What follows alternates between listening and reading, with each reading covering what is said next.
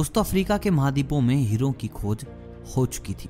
वहां पर कई खानें ऐसे मिली थी जहां पर भरपूर मात्रा में हीरे उपलब्ध थे। वहां के गांव में रहने वाले किसान अक्सर उन लोगों की कहानियां सुना करते थे जिन्होंने हीरे की खान को खोजकर अच्छे पैसे कमाए और अमीर बन गए थे। अब उन लोगों में से एक इंसान था जिसने सोचा कि वह भी हीरे की खान खोजकर अमीर बनेगा। क्योंकि यार, जब हम भी सुन लेते हैं ना कि उसके पास पैसा है और ऐसे है, तो हम भी सोच लेते हैं क्यों ना ये काम किया जाए। उसने ये कोर्स किया और उसकी जो जॉब है वो इतने पैसों की लगी, तो तुम भी सोचते हो कि यार ये वाला कोर्स कर लेता तो क्या पता आज मेरे पास बहुत ज़्यादा पैसा होता। तो वो क्या करता है, अपनी सारी की सारी ज़मीन बेचकर उन खदानों को खोजने के लिए निकल पड़ता है। अफ्रीका के लगभग सभी स्थान पर छापे मारने के बाद उसे कुछ भी पता नहीं चला कि ये हीरों की जो खदान है आखिर है तो कहाँ है।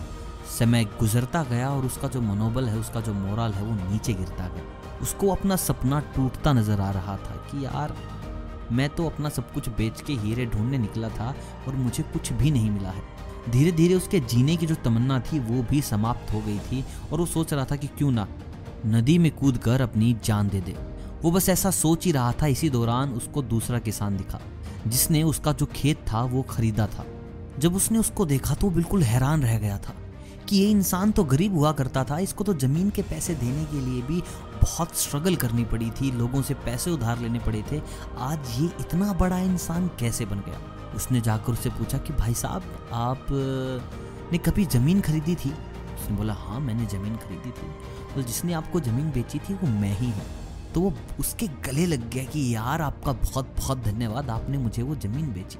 तो उन्होंने पूछा ऐसा क्यों? बोले एक दिन मैं खेत जोत रहा था, मैं सोच रहा था कि ज़मीन तो मेरे पास आ गई, अब क्यों ना इस पर काम किया जाए, इस पर मेहनत की जाए। और मैं ज़मीन जोतता रहा और जो ज़मीन के बीच से नदी जाती थी वहाँ मुझे एक इंद्रधनुष जैसी रोशनी दिखाई दी। और जब मैं उसके पास गया तो एक पत्थर था और मैंने उठाया और अपने घर वालों से जब पूछा तो उन्होंने बताया ये कोई हीरा दिखता है।